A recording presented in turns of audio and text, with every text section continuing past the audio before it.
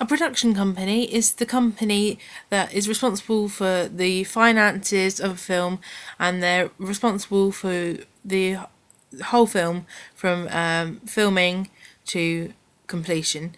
They hold all the legal responsibility, and they are basically the backbone of making the film. A film distributor is the company who is responsible for releasing the films to the public.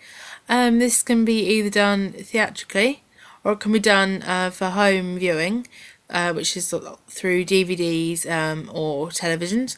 It can be done directly. For example, some companies own their own cinemas or theatres, or it can be done through theatrical exhibitions and other sub-distributors. This is the logo for Madhouse Productions, which I created. I chose to call it Madhouse Production because I thought it sounded original and fairly professional, and I thought that it was quite a conventional name because usually they're quite bold. This is the logo I have for Frame Films.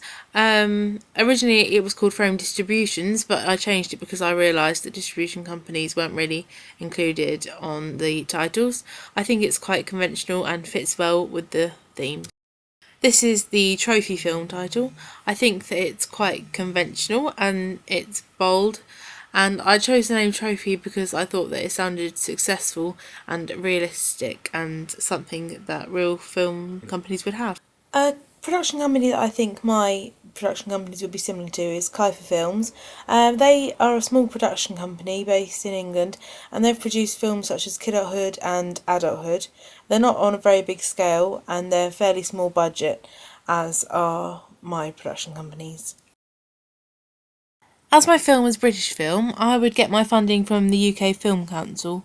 The UK Film Council is one of the largest providers of funding in the UK, and they fund script development, film production, short films, film distribution, cinemas, and film education. I chose to include several institutional titles within my opening sequence. The first of these is the music. I consider music to be a very important part of the opening sequence and the film in general, because it has a huge impact on how the film is perceived.